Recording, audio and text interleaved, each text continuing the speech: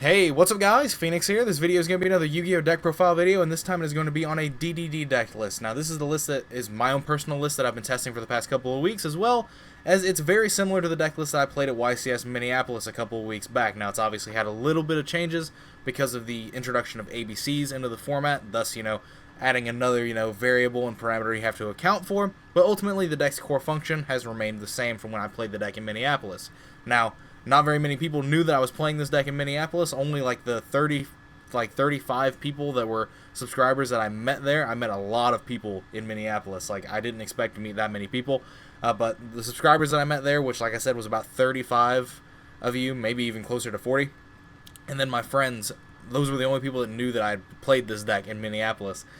This deck, when I was playtesting for Minneapolis, I stumbled upon this deck, and I really liked the combos that I could do. I really liked how high the deck's ceiling was. I really like the fact that it's had marginal success, so people are not really very familiar with it. So I was expecting people to be able to not really play very effectively against the deck because they wouldn't know what the capacity of the deck's following turns could be and stuff like that. And for the majority of the case, that's what ended up happening. I just ended up getting some pretty bad luck throughout the course of the tournament, and just ended up losing out pretty early. But it's whatever. I had a fun weekend in Minneapolis. I got to hang out with people. Got to not stress over tournament performances. Got to go to the Mall of America. Got to do a bunch of things. Got to hang out with people, and I had a blast. I had a great time. But this deck, when I was testing for Minneapolis, hit a lot of parameters of what I was looking for in a deck. It just has a really high ceiling. Not a lot of people know about it, and the combos that the deck can do are very effective turn one. And so I just ultimately started testing down to a list that was very close to this. This is only 2 cards off what I played in Minneapolis, in fact. But anyway. That's enough blathering. So apparently I do 2 minutes of rambling at the beginning of each video. I don't know why I do this. I'm a terrible human being. But anyway, let's just jump into this deck list. There are a lot of monsters. This deck list is 44 cards. But to start off the monsters, 3 of the best cards in the deck: Abyss King Ragnarok. This thing is dope.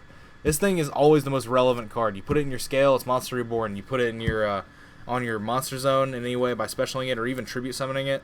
You just get to special summon another copy of it, or your fusions that have gone to grave. It's just good. I don't need to explain why it's good. 3, DD Savant Thomas. This card's amazing because it gets you to this card. It's also a +1 every turn it stays in your scale. So there's that. 3, DD Savant Nicola.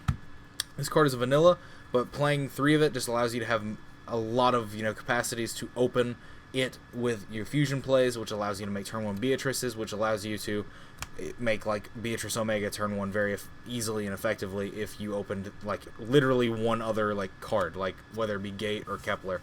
It's very simple and easy to pull off those sorts of those plays with this deck when you actually just factor in all the different combo pieces that you have and all the different orientations of combo pieces you can draw, different combinations of combo pieces. But 3, DD Savant Kepler, because this card gets you the best cards in your deck, which is Gate and Swamp King. So there is that, and Gate gets you everything else. So that's really self-explanatory.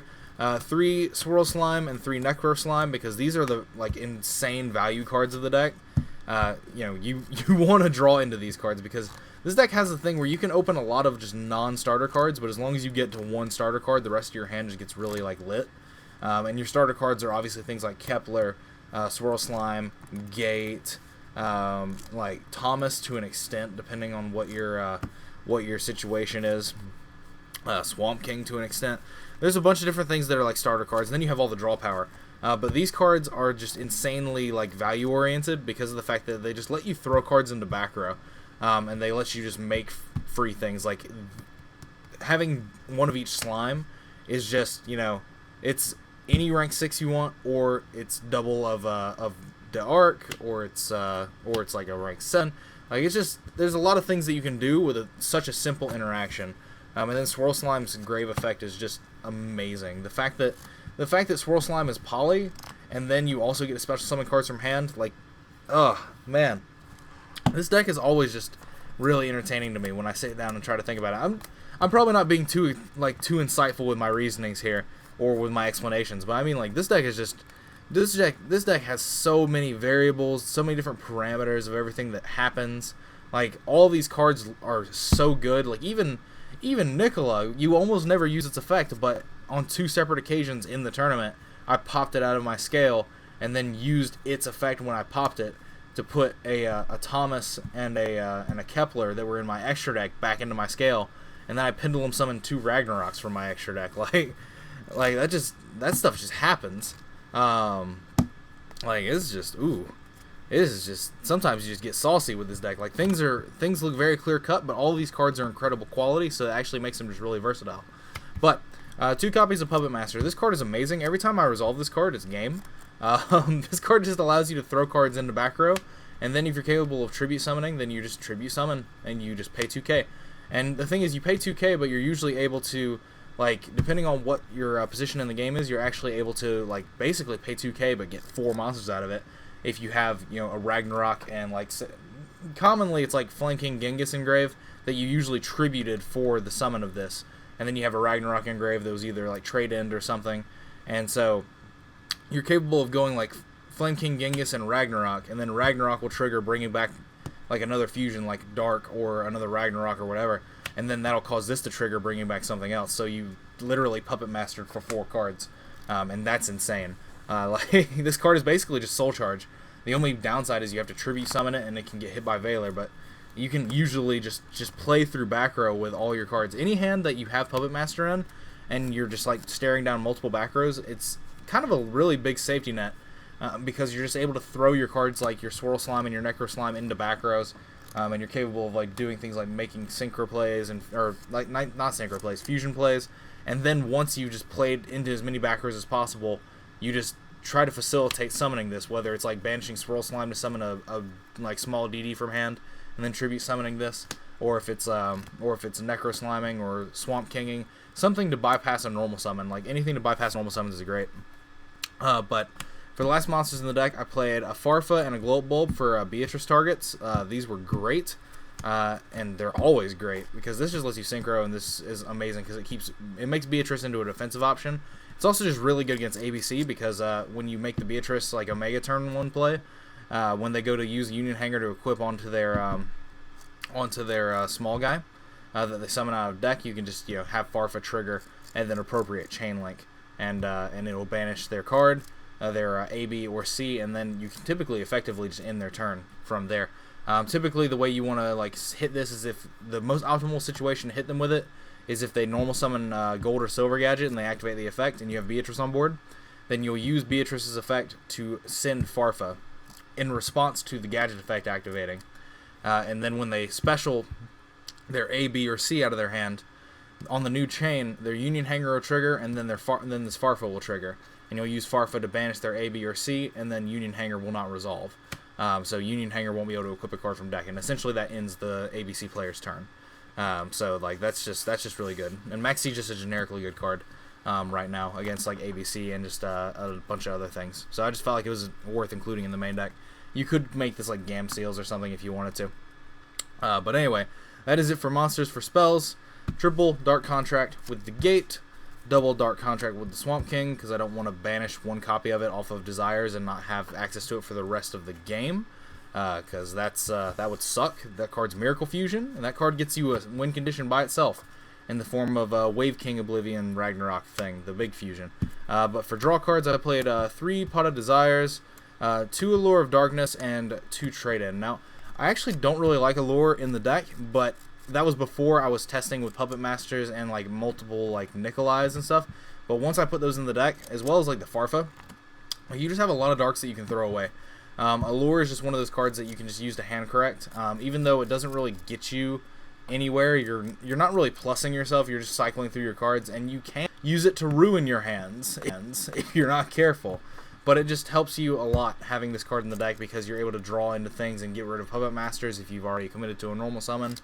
Like Kepler or something, or you can just get rid of multiple Nikolais.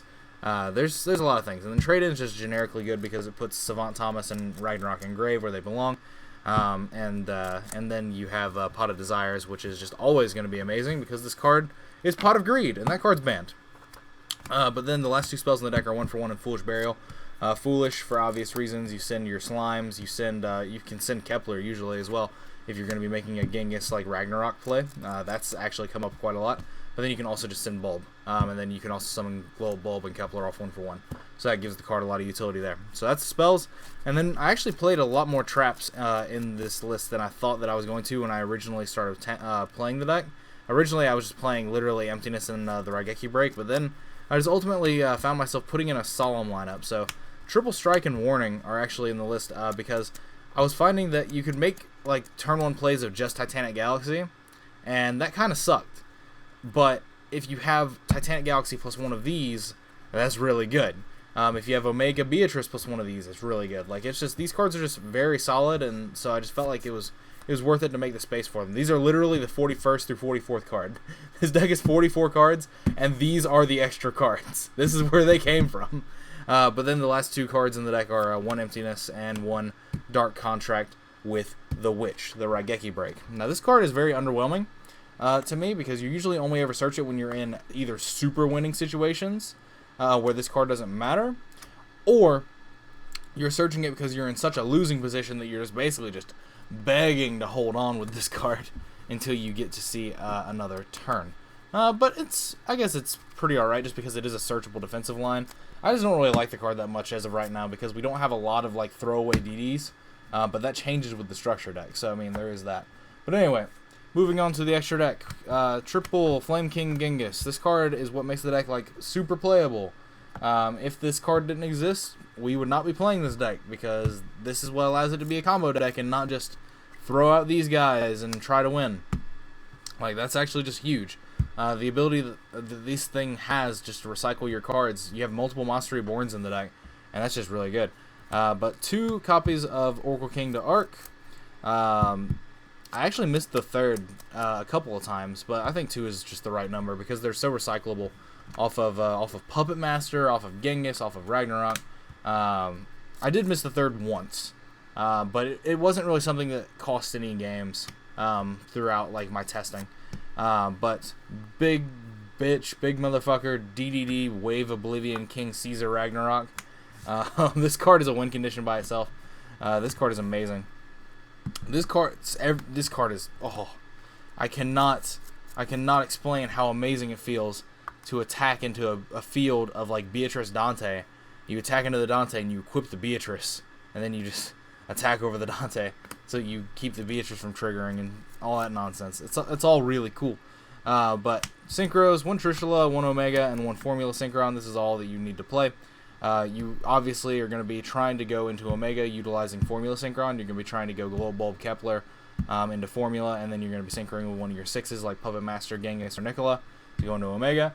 And sort of same combination into Trish, but it requires your level 7. It requires your level 7 Fusion. It requires the Arc, a level 1 in your Bulb. Or you can make Formula and have like Formula, Kepler, and Genghis. Like if your hand or your board is just the stones, then you're capable of doing that. But these synchros are all really high impact because Formula gives you an extra card, and then Omega resets your banished slimes, which is actually really cool and relevant. And then Trishula is just a very good card, always has been. But then for Exceeds, 1 DD Duokon King Kali Yuga Man, 1 Titanic Galaxy, 1 number 11 Big Eye is the only rank 7. This card came in clutch a lot of times. I took my opponent's Orihawk when he had a Gofu token that he left on the board. So I made Big Eye with 2 of my Oracle King Darks, and I took his Orihawk, and I attacked into a Gofu token with double piercing for game. Like, that was cool. Then a Bouncer, a Beatrice, and a number 24 Dragulus, the Vampiric Dragon are my rank 6s. These are all the Xyz in the deck. Bouncer is just really good because you're able to shotgun like a very real rank 6 against like ABCs now, because you can just make a rank 6 that would negate Buster Dragon from banishing, so you can like continue your combo string unimpeded. Beatrice is obviously just really good because you're able to make it turn 1 almost every game that's possible, and then you send Bulb and you use Bulb to make Formula, and then you usually make Omega as well. Or you can just make like Beatrice Titanic Galaxy if you don't have access to like Kepler, and then just like set your graveyard up with like multiple slimes, as well as being a Farfa on your opponent's turn to disrupt plays. Dragulus, I don't know how BA beats this card realistically, like on a consistent basis. Every time I summon this card against BA turn 1, like they can't out it. And the thing is that, like, you just have a lot of cards against BA, or like a really good time against BA with this deck if you go first. Specifically because, like, you make Beatrice turn 1 literally like almost every game. If you don't make Beatrice turn 1, then usually your hand was very subpar or you opened a lot of traps. And the Beatrice is a Farfo, which means you get to Farfo away Dante, or you get to Farfo away a card that's going to keep them from summoning Dante, stuff like that. So you get to end their turn there, or you get to, like, disrupt their turn, and then the very next turn you're able to usually make this as well, and then this just disrupts them further. And, like, it's a really easy time against BA with this deck. And then you have things like Ragnarok that banish Beatrice and Dante's. You have a fancy time. And then this card's Heavy Storm, and people seem to forget that. I forgot it a couple of times, where the fact that I was like, how do I deal with this Metalphos player that has his scales up? And I was like, oh, I can make a rank 8. I can make Kali Yuga. Problem solved. You just Heavy Storm them, and you Heavy Storm them during your turn, and then you Heavy Storm them during their turn. And that is when things start getting a little bit unfair. But anyway, that is the deck list. This list is literally what I'm currently playing and what I'm currently testing. I've been liking the list a lot. I've been liking the deck a lot. It's like I said, it just fits the parameters of, like, a deck that I feel really comfortable playing, just because it has a really high ceiling. It's very combo oriented, and just, yeah, it's got traps in it, but it's not like a trap deck. Even though you, like, your entire purpose is making defensive lines and offensive lines with your monsters. Like, that's what I like in Yu-Gi-Oh. That's what I like about Yu-Gi-Oh decks. Decks that can generate their own offense and defense are usually just decks that have just a really high ceiling, and that is why I like this deck in particular. But anyway, as always, guys, thanks for watching. Let me know what you guys think about this deck list in the comments down below. If there's any suggestions you think are worth mentioning, definitely go for it. But other than that, just let me know what you guys think, as usual. But anyway, as always, guys, thanks for watching. Like, comment, subscribe to all the nonsense you usually do.